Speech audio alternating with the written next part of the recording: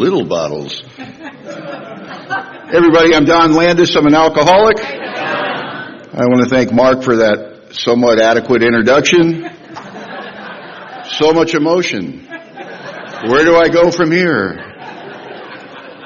Thank you, Mark. I tease you. I want to thank the committee for all their hard work and Debbie and Vince for the kind invitation to participate in this really dynamite weekend. I'm having a great time. Are you having a good time? Woo! Basking in the deep waters of spirituality. I mean, I'm going to go home and have to take the trash out so I'm some earthly good, you know what I mean? And I'm going to be annoying when I get back to my home group, you know. I'll just notice everything that's wrong. I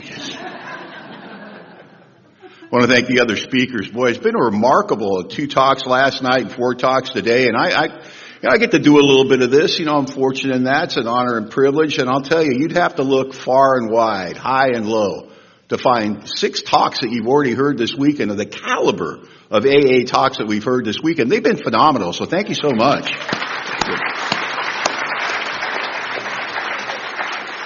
And I certainly want you to keep this in mind as I start my tale of woe that 6 out of 7 ain't bad, you know what I mean?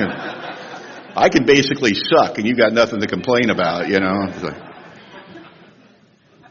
You see the hands of our new friends, anyone in their first year of sobriety, just put your hand up. Welcome. That's awesome.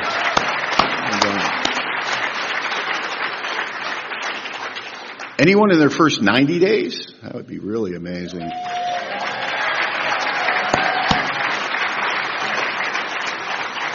Don't make me come back there. I so see you. Congratulations on people with 90 days being here. That's remarkable. You wouldn't catch me in this room at 90 days. I was barely talking in AA. You know, I just tried to avoid people. They thought I was into service. I was just not into small talk. You know what I mean? Please let me clean ashtrays. I mean, anything. But if you're here and you know you're in your first 90 days, for example, you know, I know you. And I know that's insulting and it's seems to be rude. Like, you don't know me. You don't know where I've been. Listen, I know you. For instance, if you're in your first 90 days, last year wasn't a good year. Just saying. Wasn't a good year for us either. Nobody gets here on a winning streak. Welcome to Alcoholics Anonymous. Welcome home, you know. It could be repellent, and I know, you know, I got a sobriety date of September 16th, 1991. I've been coming up on 34 years sobriety, living the best life I've ever known, surrounded by the best people I've ever known. I mean, it's ridiculous, and it's repellent to the new person. I mean, think about that. We don't separate each other, you know. We bring people in on the worst day of their life and sit them next to the person having the best time of their life. Hey, I'm Don. I don't think we've met. And Billy. And, yeah. How are you, Billy? I just want to kill everyone. Yeah. How are you, Don? Having the best day of my life. You're first on the list, Don. First on the list, you know. And it's tough, man. It's tough to be a goober like me. Check this out. I'm a reformed tough guy, man. I'm a bar fighter. I'm a tear up a house party fighter, right? I'm a heartbreaker and all that. I'm wearing a pink tie. I mean, stuff happens to you here without your permission. Because AA will make you soft in all the places you should have been soft, and it'll make you hard in all the places you should have been hard, man. Because I met the real tough guys when I came to AA. I couldn't believe what they would do, man. They'd go to work 5 days a week. They paid their bills. They registered their vehicles. They were show-offs. They had things in their life that I could never dream of having, like a valid driver's license. And there's an address on the license, and if you go there, they live there. That's showing off, man. And nobody cried in their house unless it was tears of joy. These are the real tough guys. Suiting up and showing up. Heart full of gratitude. You watch them, man. Just watch them. See, AA is a spectator sport. When you get here, you don't know what's going on, man. You're voyeuristic. You're trying to see what's going on, trying to figure out how little you have to do to get this gift, right? And you're watching these people with sometimes decades on decades of sobriety Serving. Gladly. With a servant's heart. Happy to be here. And it is an example that you can't read in a book and digest. It's something that you can't tell me about my good life. I watch your good life. You see, you're a program of attraction, not promotion. You're what I want to be like when I'm new. I don't know how you're doing it. And then I get the magic glue, this identification, and people open their mouth and they're honest in a transparent manner. They talk about how they used to drink, how they used to rip and run, how they used to hurt others, how they did it against their will. They weren't raised that way. And you see them get choked up as they relive the horrors of the past. And they talk about getting this gift and grabbing it with both hands. And the undeserved gift and the unrequired things that they received that nobody had ever given them before. The kindness, the currency that we spend in Alcoholics Anonymous is kindness we bestow on each other. And I know on the low day of my existence, the worst point of my life, when there was no safe direction, I walked into Alcoholics Anonymous and you welcomed me kindly. And so if you're new, I want to welcome you to Alcoholics Anonymous and tell you I hope you find here what I found here, which is a brand new life. AA did not fix my life. It was beyond repair. You don't get your life fixed here, right? That's something for a mechanic, man. This is spiritual magic. This is where they take somebody and God Almighty seemingly sits us down and says, hey, I gave you a life, right? And you had free will. And you tore it to shreds. That's what you did with a kid. And I watched the whole thing and I never stopped loving you. And I love you so much that other people don't think you deserve this, but I think you do. And he reaches into the cupboard of souls. And he goes, but I got a spare just for you. But this one's mine. And you will conduct yourself as though it belongs to me, not you. And that's the gift of Alcoholics Anonymous. There's no free lunch here either. We get a gift. But there's something that we're asked in return. And all God asks us to do, he goes, can you love them the way I love you? I don't know. But it's okay. Because you'll hear this from the time you're new in Alcoholics Anonymous. We love to say, our little like, sobriety's a gift. Sobriety's a gift. Sobriety's a gift. What they don't tell you is a gift that comes unassembled, right? And this weekend, you've been sitting in the room with some of the master mechanics of Alcoholics Anonymous, right? These are the people, they get up in the morning, you know what they're excited about? I hope I get to show somebody how to put their gift together, right? I sponsor a lot of guys, man. That spiritual inconvenience where they insinuate themselves into my life without permission. What a gift. What a gift.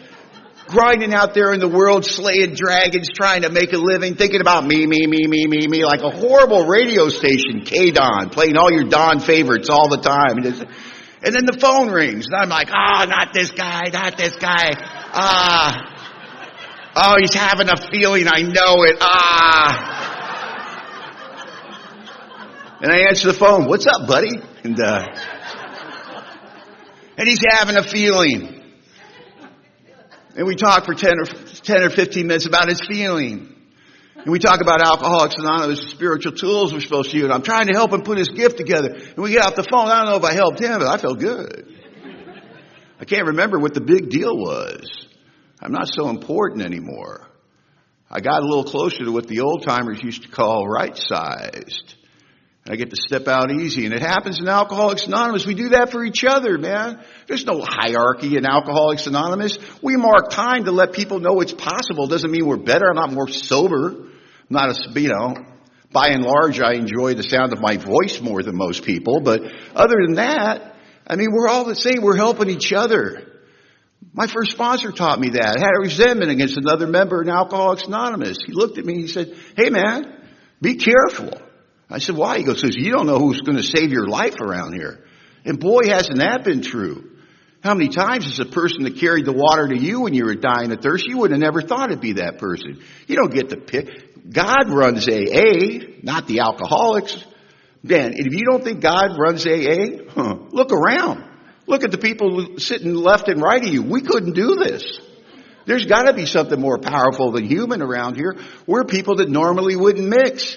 And I've got all these friends sitting in the front rows, and over here we play like kittens. We get along great. We pull for each other. When we go through things we hear about it, we're praying for each other. It's remarkable how alone I used to be and how unalone I am today. I don't have enough time for all the love coming at me like this spiritual conveyor belt that never turns off.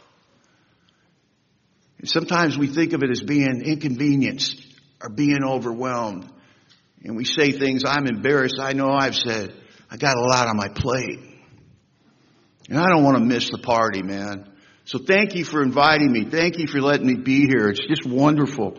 And I got a home group. It's the SOS Men's Group. We meet on Monday to Wednesday nights in Bellingham, Washington at 7 o'clock at St. James Church on 14th Street. And it is a men's group where men are men. And the mental illness cannot be accurately measured. And I love my home group. I hope you love yours. I got a sponsor. His name's Vin Kay. He's 44 years sober. And he is completely unimpressed with me. And man, if I had a prayer for you, that's my prayer for you. I pray that your sponsor is unimpressed with you. Boy, I didn't need another friend. I needed somebody to tell me the truth. And every sponsor I've ever had has been willing to tell me the truth and put that ahead of my approval. And it has saved my life time and time again. And he's great, man. And he's actually from this area. His alma mater is Skidmore. So he made sure I knew that. And it means nothing to me, but apparently it meant something to him because I said it into a microphone.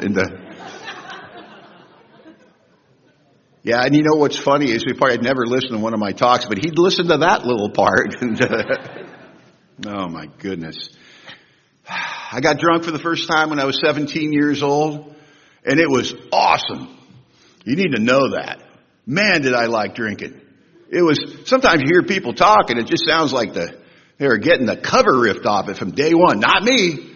Man, I love that you take an awkward, shy, how does this thing work, day late, dollar short, 17-year-old, and you pour alcohol in this alcoholic body. Magic. Fireworks. For the first time in my life, I'm where I am with the people I'm with, and I don't want to be anybody else. I don't want to be with anyone else. I don't want to be anywhere else. I loved it. I step out easy. Alcohol gives me wings to fly. I get there. Because alcohol, as much as anything, it transports me, doesn't it? Takes me to the land of I don't care. And that's where I want to live. I want my mail delivered there. The land of I don't care. And alcohol that gives me these wings to fly. I never would have suspected that King Alcohol one day would take away the sky. How did I know? How would I have known that? At 17 years old, how would I have known what was coming for me? The monster. The juggernaut, the destroyer of families, of hope, pride, dreams, the scatterer of morals, this thing that we call alcoholism. I wouldn't have believed you if you told me. If you had had the ability when I was 17 years old to show me a film of my life, what I was going to do in the next 14 years, I would have made it halfway through that film and I would have said, turn it off. Turn it off. That guy's an animal.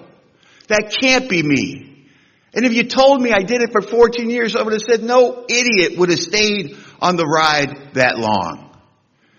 But that's not how King Alcohol comes for us. That's not how he takes possession of our soul. And that's not how we sell ourselves to the devil one day at a time, man. It comes one day at a time. One day at a time, I'm giving in my morals. One day at a time, I'm turning in my family. One day at a time, I'm turning in my dreams. One day at a time, I'm building up a wall of justification and rationalization, thinking that it's okay, thinking it's my idea, thinking I'm part of the decision-making process, whether I drink or don't drink. I haven't been to AA. I haven't read your book. I don't know I've lost the power of choice the minute I drink. I'm an alcoholic. I don't know that. But that doesn't matter when you're 17. I don't see what's coming for me, and I love it. I love the effect produced by alcohol. It says that in the doctor's opinion. It was covered well this weekend. Right? But what you got to understand is I'm part of that bizarre 10% of the population that's alcoholic, right? 90% of the people in the world don't get the same reaction I do. Do you know that 90% of the people in the world drink alcohol and it doesn't have the ability to instantaneously change their view of reality?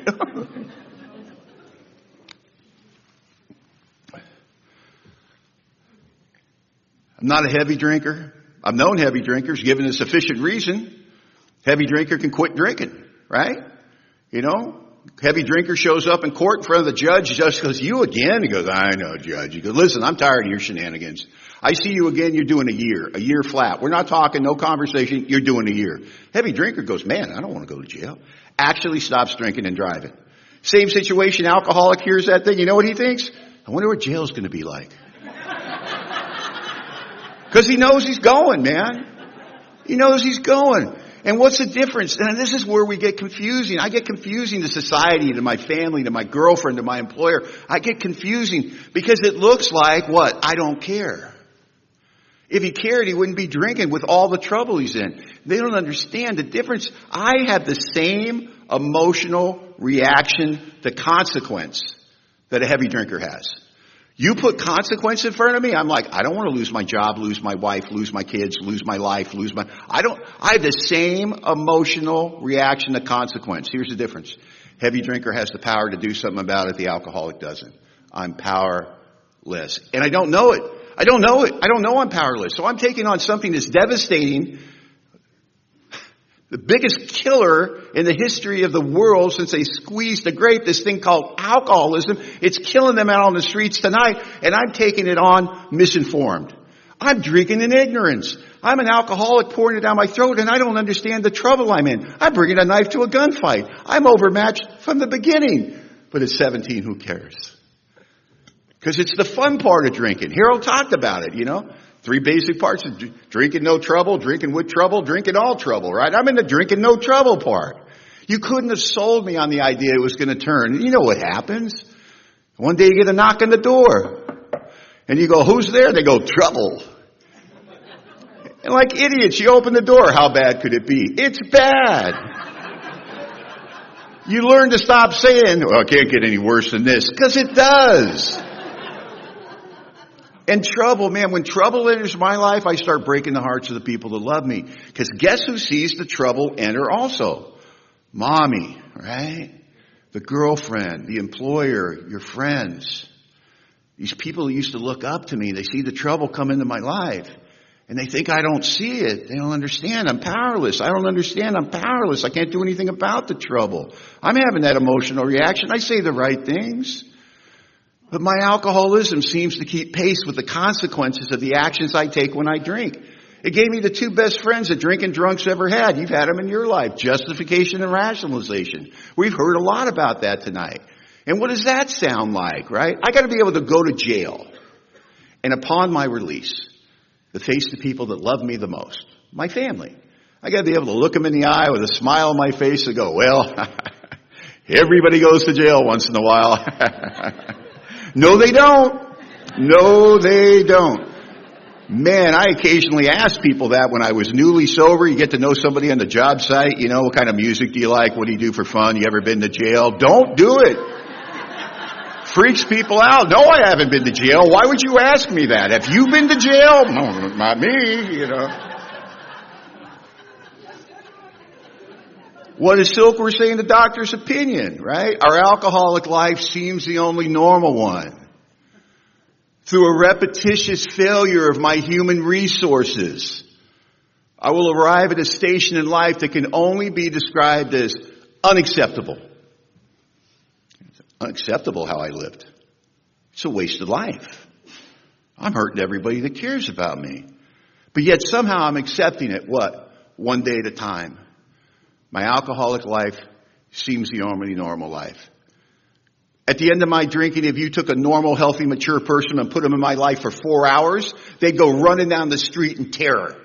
But for me, what did it become? Tuesday. Friday night. Monday morning. Oh, Monday morning, the oops, I did it again morning. Oh, I went into the weekend with such high hopes it was going to be different this time. And it was. It was worse, right? Our alcoholic life seems the only normal. You don't believe me? Play a little game. It's easy. Show of hands. How many people in this room have ever been handcuffed? Just raise your hand. Look around. It's worse in Sarasota than most places. I'm just telling you. I want to point a couple of things out at this point. When you ask that question in a room like this, I guarantee you somebody thought this. Well, that's a stupid question. Of course they've been handcuffed, right? The other thing I want to point out is you don't get that reaction at the Rotary Club, all right? So apparently our alcoholic life is the only normal one. All right? Trouble comes into my life and I start doing everything you read about in chapter 3. Various vain attempts to control my drinking. Brief periods of recovery followed always by a still worse relapse. A feeling I was regaining control to find out I had lost more control. I pulled a big geographic. I live in L.A., born and raised there. But I got to get away from L.A. That's where all my party friends are. I have this reputation. They just won't give me a break. I'm Johnny Saturday night. You know, how are you going to get sober in a place like that? So I moved to the East Coast. I moved to Boston, right? Great plan until I found out they drink in Boston. They might drink more in Boston. And I was in Boston for 3 years till I wore my welcome out, you know, and I did a midnight move and slunk back to Los Angeles with my tail between my legs. But that's not a big deal. I'm an alcoholic, and we're resilient, and we're incredibly difficult to kill. We really are. You know, I always love it when I hear people go, "Well, I don't want to kill newcomers." I go, good luck trying that. I mean, what are you going to do to him with the steps he hasn't already done to himself with liquor? My goodness. But we're resilient, man. I crawl out of Boston after a 3-year losing streak. And, you know, okay, this is the best way I could put it. Alcoholics are like a cat flung outside a second-story window. And we will land on our feet, boom, in a 3-piece suit at a job interview, you know? And we'll get the job. I mean, I can get the job, get the girl, get the money. I can get all of it. I can get it. I just can't keep any of it, right? I'm a great keeper or a great getter. I'm a lousy keeper, you know. And it's just my nature. I think I'm winning. I think I'm resilient. I think, wow, look how fast I came back up. And the trouble gets to the point, man, and I have that experience at 2 a.m. in a dirty motel room, man. The book talks about a thing called self-knowledge. Self-knowledge isn't delivered by the courts. It's not delivered by your mom or your dad. It's not delivered by your husband or your wife. Self-knowledge is delivered in our voices, in our head. And I'm in this dirty motel room at 2 in the morning. The voice is screaming in my head, you don't do something about this, you're going to die. And it knew it was the truth. And I got to tell you, it felt like an answer. It felt powerful. Because for years, they've been talking to me about my drinking. You know, where Silkworth writes in the doctor's opinion, frothy emotional appeal seldom suffices. I was wet with frothy emotional appeal. They've been begging me to do something about my drinking. And now I agree with them. And I think, oh my God, all these years they've been talking to me about it, and I get it. Oh man, and I go, well, I'm done with that once and forever. And it felt real. It felt like a solution. It felt like I was never going to drink again. And I did what many of us do when we have self-knowledge for the first time. I made the alcoholic declaration, right? I'm quitting drinking, so don't try to tempt me. I called up my family. I told them I was quitting drinking. I called up my employer. I sat him down, told him what was going on, told him I was quitting drinking. Told everybody, because I knew I would never drink again. But I hadn't been to Alcoholics Anonymous. I hadn't read your big book. So I couldn't get to page 39 that says, for the real alcoholic, he'll absolutely be unable to stop drinking on the basis of self-knowledge. And that's just, I'm in such opposition to that before I come to AA. You know why? Because I'm a man. You know what a man does when he finds out he has a problem with something? You just knock it off, don't you? Just knock it off. And I tried to knock it off, and I went crazy in my own mind. But I didn't come to AA, I didn't join AA, I didn't get a home group, I didn't get a sponsor, I didn't work your 12 golden steps, and I quit drinking without you. Thank you very much. For 2 weeks. And I'll tell you, man, the tentacles that are alcoholism, they started spreading out, man, and they start taking a bite out of the family like you can't believe. Because when I quit drinking and I meant it and I made the alcoholic declaration and I told my family I was done once and forever, I gave my family the cruelest gift an alcoholic can give their family. I gave them false hope. Because when I said it, I meant it. I wasn't lying, but I didn't know there's no room for the truth where the game of alcoholism is played out. So my family believed me. I don't understand how much they love me. I don't understand how much they're talking about me. They're having those backroom meetings about yours truly. Did you hear the good news? No, he quit drinking. No, he didn't go to jail or nothing. It was his idea. No, he's doing great. He's going to work 5 days a week. He said he was coming over Saturday afternoon. He showed up. It was a miracle. And they're seeing the outside and they can't see the inside. And when I quit drinking, the outside stuff starts looking good right away. Laundry starts getting done. I start showing up where I'm supposed to. And to the untrained eye, the person doesn't understand alcoholism. They say things like, he's doing so well. We're so happy. But I'm the guy in a vision for you. A problem drinker being dry at the moment says, don't miss it at all. Work better, feel better, having a better time. As ex-problem drinkers, we laugh at such a sally. We know our man is fooling himself. He's like a scary little boy whistling in the dark. He'd do anything to take a half a dozen drinks to get away with it. Oh, he'll try the old game again because he's presently not happy with his sobriety. And in 2 weeks, I went crazy from sober, untreated alcoholism. And I want to be clear about this. When I picked up a drink after 2 weeks, I wasn't picking up a drink to crash a car, break a heart, or go to jail. I was picking up a drink to overcome a mental obsession beyond my human power that was ripping the skin off of my soul, and I couldn't take it one more minute. And if I didn't drink, I felt like I was going to implode from the inside out, and someone's going to get hurt. I took that drink and it soothed the savage beast. And I could breathe again. And I remember thinking, I should have done this a week ago. And I remember thinking, we're going to have to go through this thing called life without giving up the booze. And what started for me was a 6-year odyssey until I made it to the rooms of Alcoholics Anonymous. 6 years. Every day it's in the room with me. That thought, not tonight, God, please not tonight. I'm dying here. But every night I'm drunk. For 6 years. Hit the bottom, don't come to AA, hit the bottom and decorate it. For 6 years, bouncing along. For 6 years, breaking promises. For 6 years, changing jobs, breaking hearts, crashing cars. For 6 years, going down. And then you start giving more stuff in. I'm a maniac, so stop driving because you're going to kill somebody. Cut your family out of your life because you can't stand to see the disappointment in their eyes anymore. Take jobs that are beneath you because they won't care if you're not there a day or two a week. They're just happy they got a warm body in that spot. And even with all these safe precautions, these barriers, these barricades I put in my life to protect myself and the world from my drinking, my life continued to get worse.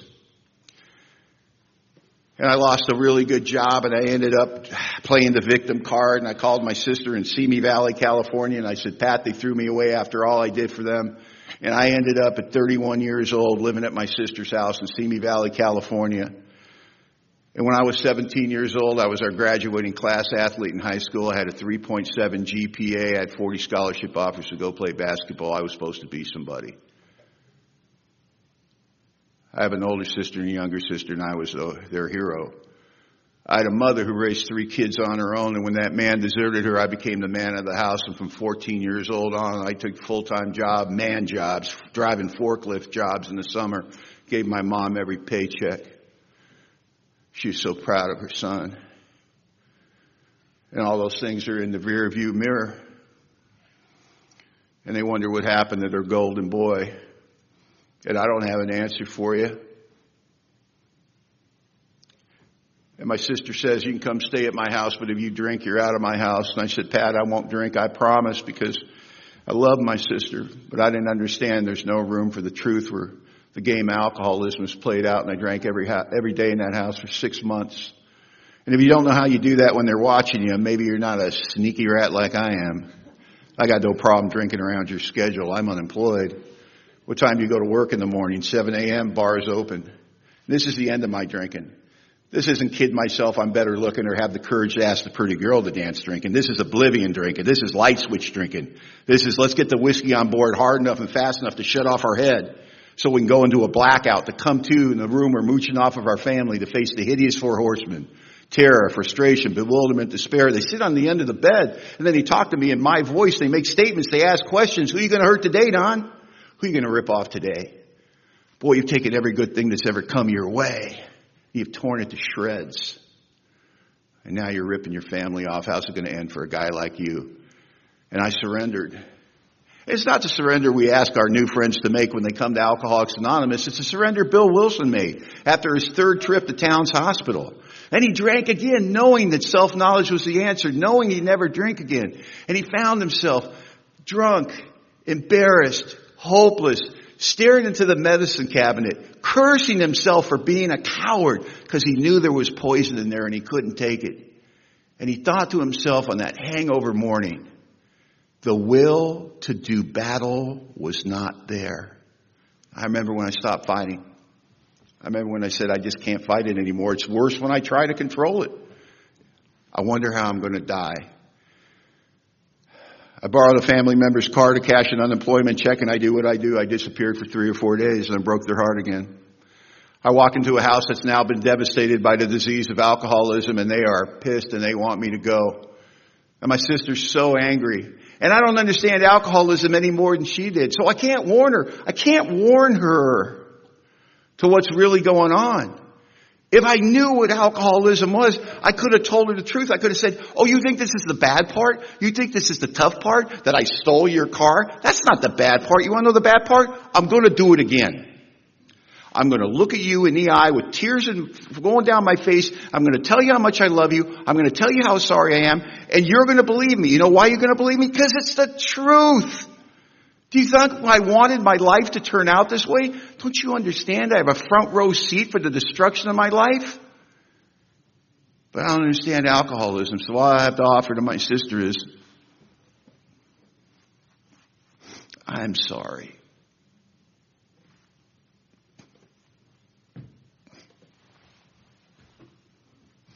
I'm so very sorry. I didn't mean for it to happen. It just got away from me. Can you give me another chance? Don't you know how much I love you? And I think we'll all agree that a mumbling apology is woefully inadequate in light of the damage that I bring to the family dynamic. And it's called alcoholism. And I'm lost.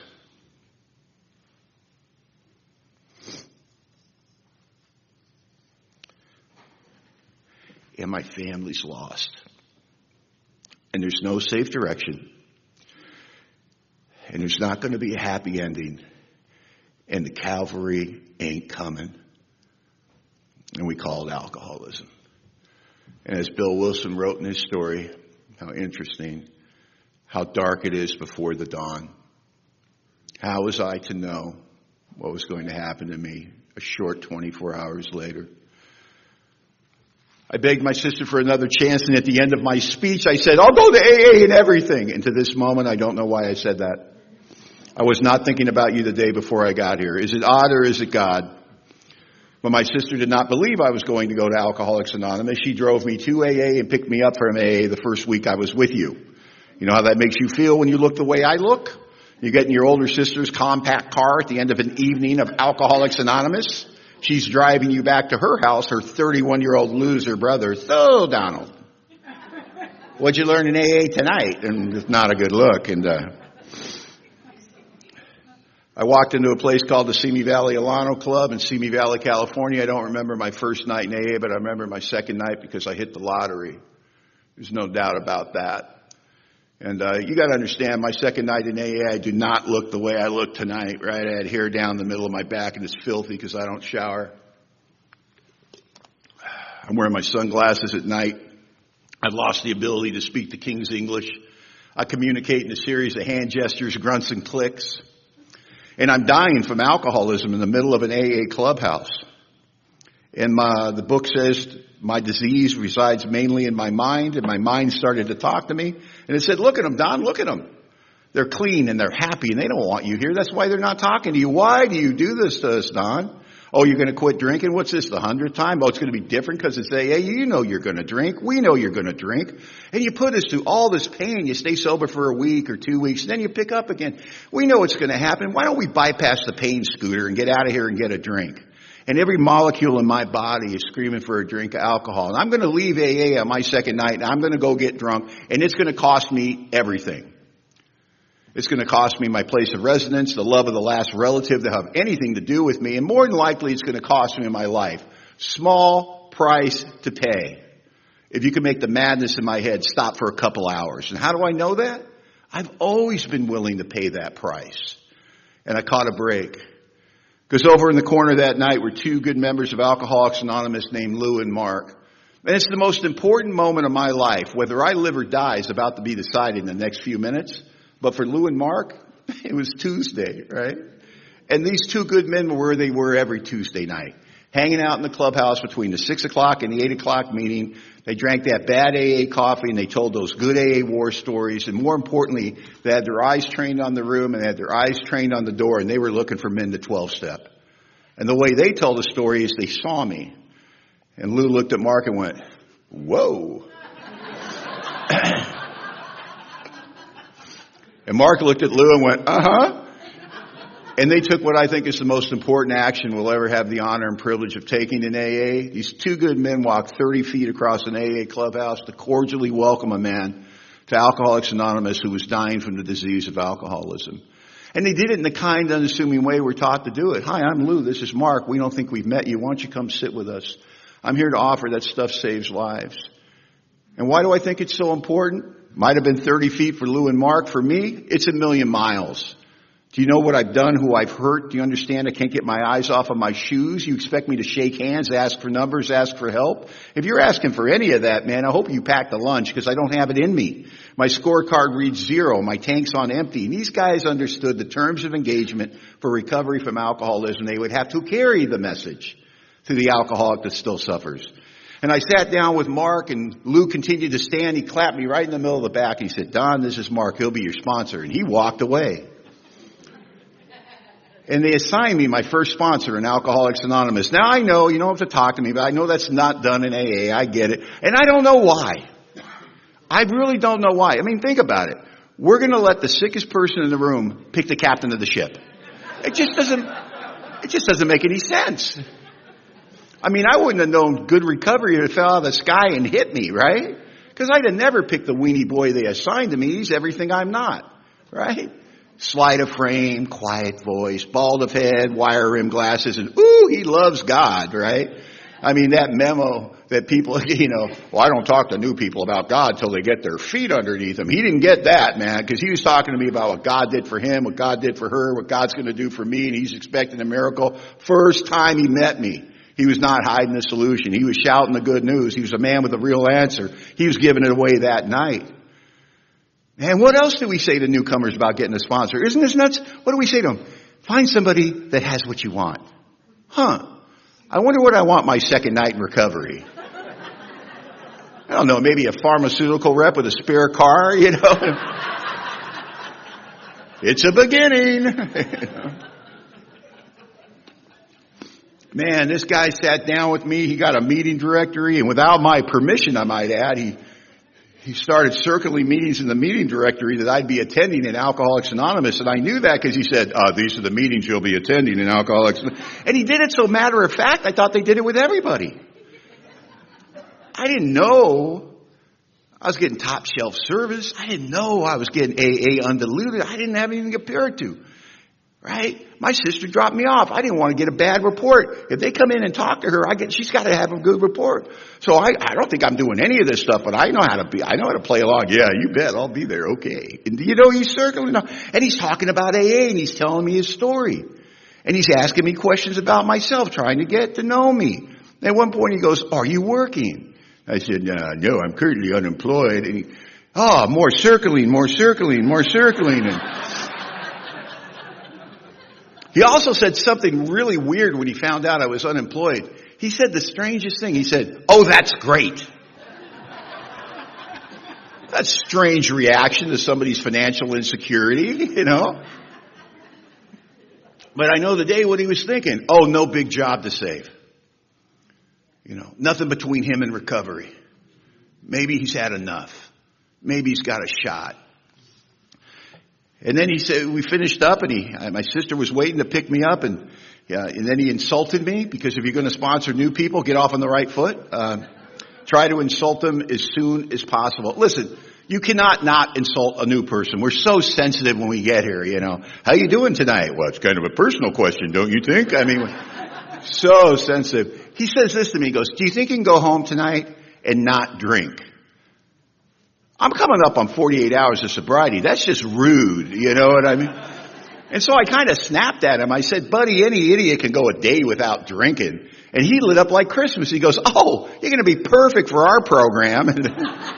Should be one of our slogans. Easy does it one day at a time. Any idiot can go a day without drinking.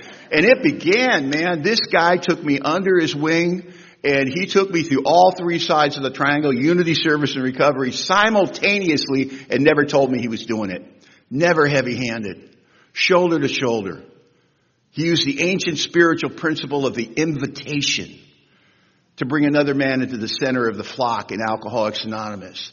And the wonderful thing about spiritual invitations, it leaves the sufferer with some degree of dignity of the right kind and self-esteem of the right kind. Because he'd roll up on me from the beginning. He'd say, Don, I got to set up the meeting tomorrow night. I could really use your help. Do you think you could be here early?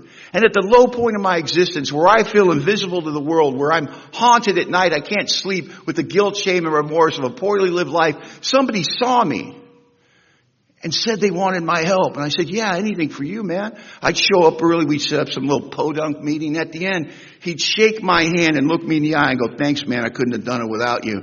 And let me be clear about this. I've been some places. I have accomplished some things before Alcoholics Anonymous, and I don't know why that meant more to me than all of it. Because he saw me, and he invited me to the business meeting, to all his friendships, into his truck, onto his friend. He invited me in everything. And we agnostics, it says, we believe the realm of the spirit is broad, roomy, and inclusive, never exclusive or forbidding. We believe it's available to all men. What does that mean? It means we all go, or nobody goes. And my sponsor was a guy that believed you'd rather see a beautiful sunset than listen to the world's greatest sermon. And he was a beautiful sunset. He led by example. His sponsor and him were the 12-step champions of that clubhouse, man. If a 12-step call came in, he's the guy that fielded it. And they would tell me, get in the car. You don't have enough time to say anything, but we want you with us. And we go into neighborhoods. I'd just been ripping and running in neighborhoods you don't want to go in at 11, 12 o'clock at night. And these guys are carrying their Bigfoots with their chests out, walking into these situations like they're vampire hunters carrying crucifixes. I mean, fearless. And I'd be like, do you know where we are? And they go, well, I know right where we are. We're doing God's work. I go, we're going to die.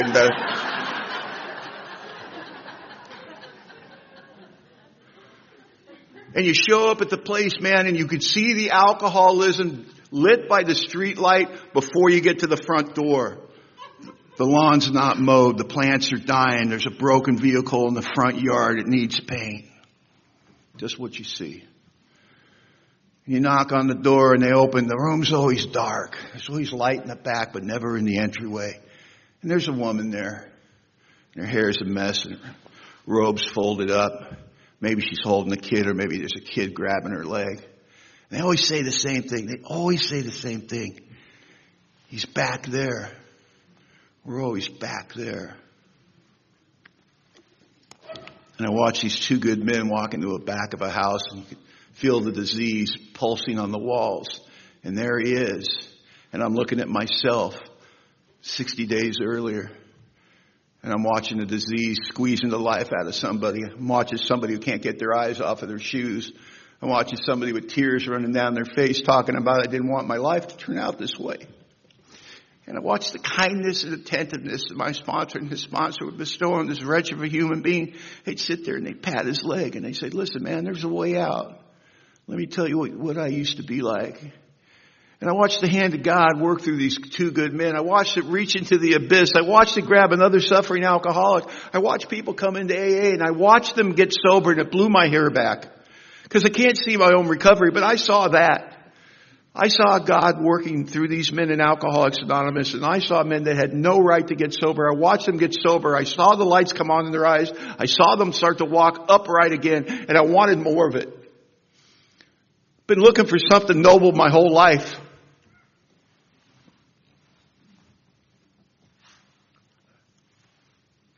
I've never understood the world.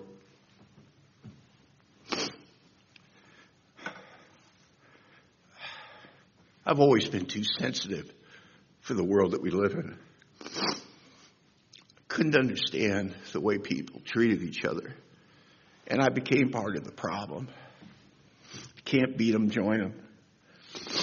And I thought all the great literature I had read growing up as a kid and all the beautiful stories about the way people were good to each other and the stories and religious texts, all just cute fables, but I'd seen man at its worst. It didn't exist. And then I joined AA. And I saw my childhood dreams.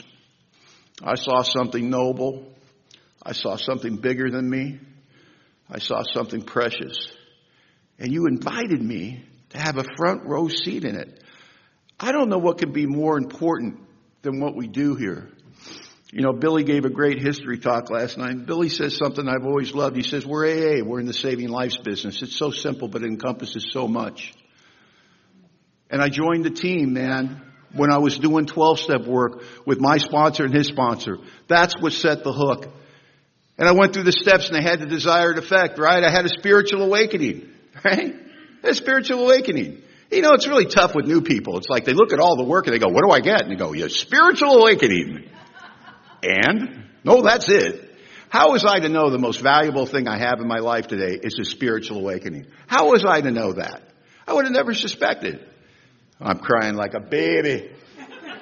Like a baby man. I blame Scott. He taught me to cry about 20 years ago. I haven't stopped yet. This is your fault, Scott. I hope you're happy. And he is, you know. He's delighted right now. He's back there going, oh, he's just falling apart. This is lovely.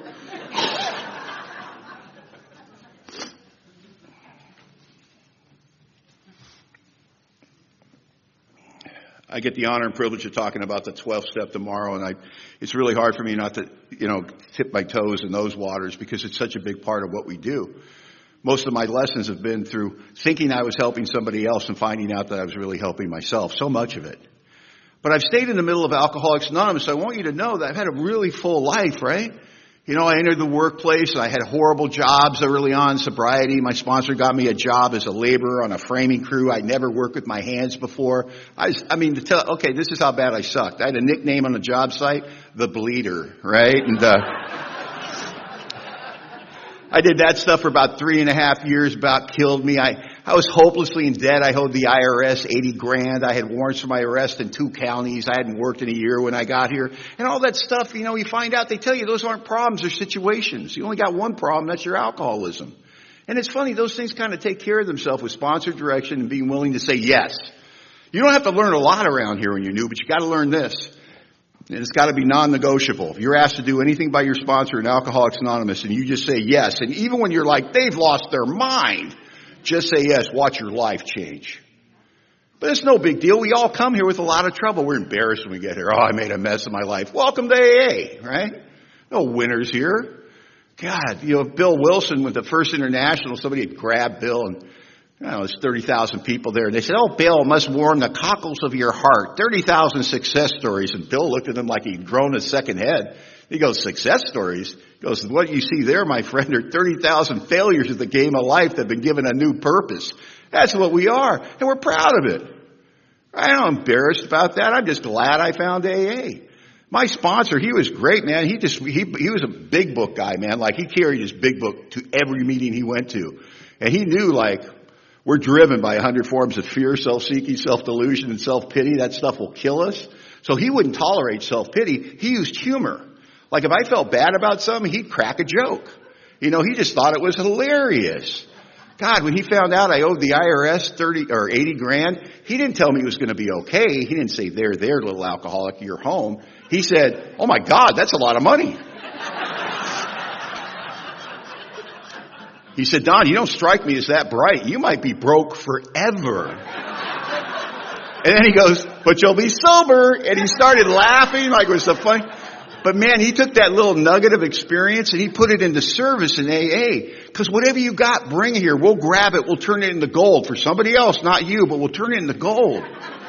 And he took that bit of information, and for the next couple of years, till I got a handle on that thing, any newcomer that talked to my sponsor and complained about his little $1,500 IRS debt, he'd be, hold that thought, Jimmy. Hey, Don, you got a minute? And I'd walk over all innocently, and he'd go, Don, tell Jimmy how much you owe the IRS. And I'd look at Jimmy and go, I owe the IRS $80,000. And Jimmy would go, Jesus. And my sponsor would laugh and Jimmy would feel better. And I'd walk away going, I just want to be of service. And without my permission, this life grew up around me. How do you know you quit playing God? You can't take credit for anything. That's one way. Let me tell you something. Let me tell you about my life a little bit today, right? In June, I'll celebrate 30 years of marriage to Eileen. Boy meets girl on AA campus. This is a quality of woman that I couldn't get to talk to me, let alone not cross the street to get away from me. And she says things about me like this. I waited my whole life for you. Pretty cool, huh? I live in a nice house in a nice neighborhood. I got deer in my front yard every day. Because 21 years ago, my wife said, I want to live someplace beautiful. And her argument was, we're in AA, we're God's kids. We can do whatever we want if we're willing to work for it. We moved from Los Angeles to the Pacific Northwest. I live in Bellingham, Washington, 20 miles from the Canadian border, America's first defense against Canada.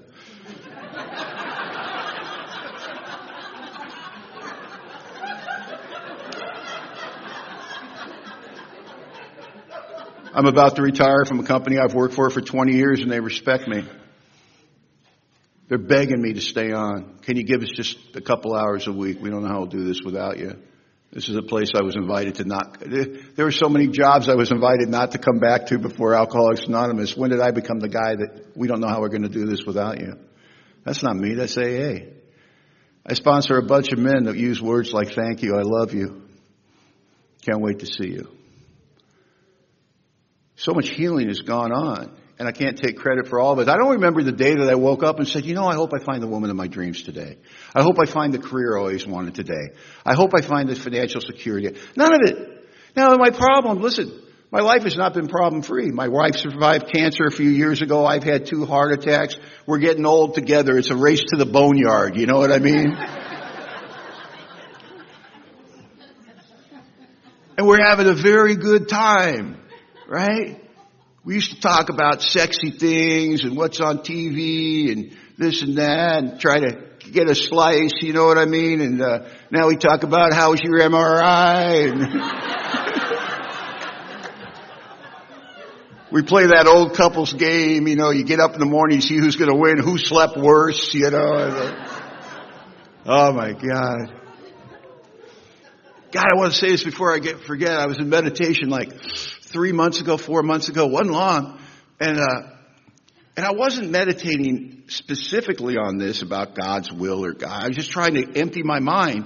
And this clear voice said this to me. I don't know where it came from. It said, complaining is a subtle form of playing God. It snapped me right out of meditation.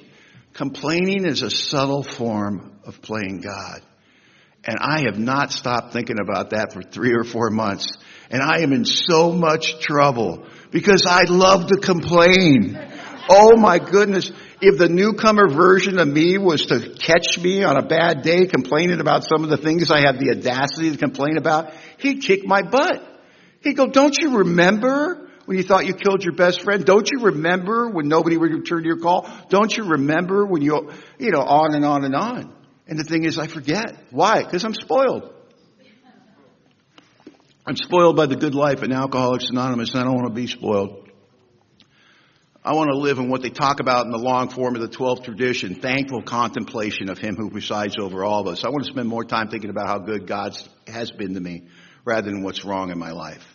Because no life is perfect. Man, I got 100 problems. Trust me, 100 problems. Drinking ain't one of them.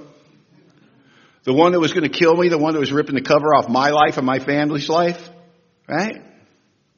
That sister I talked about, we were texting before the meeting tonight, right? I talk to her on a daily basis. She's my best friend. 2 years ago, she lost her husband, died of cancer. She gave me a bunch of his ties. So now wherever I go in the country, I wear one of Dennis's ties. I take a picture in the hotel room and I send it to her. And so I said, Dennis is in Saratoga Springs tonight. It's just a little something that we share. She's my best friend. And this is a woman who was trying to throw me out of her house that couldn't look at me when she was doing it. And when I asked her, why couldn't you look me in the eye when you were trying to throw me out of your house? She said, I didn't want you to lie to my face one more time. There's been a change because of Alcoholics Anonymous in my life. I've only got a few minutes. I want to tell you this story. So we moved to the Pacific Northwest, right? And we're city kids. We're concrete, steel, and glass. I want to be clear about that. And suddenly we're 8 miles out of town by the lake, and it's different, man. It's dark at night. Like it's darkety dark. I remember the first time I forgot something in the car, and it's nighttime, and like an idiot, I go out to the car, I don't bring a flashlight, and it's pitch black out. I get halfway to the car, and a little voice in my head goes, "Cougar." And I just jumped up, and I run inside, and I slam the door. I got my back against the door, and my wife's like, "What's with you?" And I go, "Don't go out there. Darkety dark. And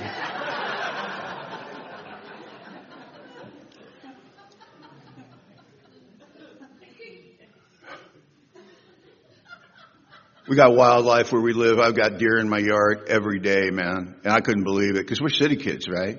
Wildlife to us is like a squirrel once in a while. And suddenly I got these majestic deer in my yard. And then summer hit, man, and the mamas start showing up with their spotted fawns. I lost my mind. Anybody needs 20,000 photographs of a baby deer, see me after the meeting. And this one mama deer and this one little boy deer, I just fell in love with them, man, because the mom was just so good to this kid. And he was like so brave and courageous. He'd run right up to you and then run away. And he had this big scar across his face. And I figured made up a story in my mind about he got in a fight with a buck defending his mom's honor. But we're city kids, so we're naming the deer, right? That's Mama Deer and Scratch, Mama Deer and Scratch. And it was great, right? And then fall comes and the rutting season comes and the deers, start taking off their summer coats and putting on their winter coats and they change color. But not Scratch. He started losing all his fur and started looking really patchy. And I talked to my wife about it. I said, "Miss Scratch looks rough." And she goes, "Yeah, he is." And she's that girl, man. And she gets on the internet and researches it and reports back to me that it's an actual affliction they get in their first year. It's called hair loss syndrome. And they lose enough fur, the winter will come. And they won't be able to eat enough to keep their furnace going, and they'll get hypothermic, and they'll die. And I go, "Scratch is going to die?" And she goes, "Yeah." And I go, "Not on our watch." And we started breaking every law in Washington State Wildlife Management's books, man. My wife is setting up supplemental feeding stations in the backyard, and you can't feed the one sick deer if you put food down. So now we got 20 deer coming from all over my backyard. My wife, 5 foot nothing, is chasing out 6-point bucks in my backyard. "You're selfish, you're self-centered, let the sick one eat," right? Where am I? I'm on the deck watching going, "Be careful, he's huge,"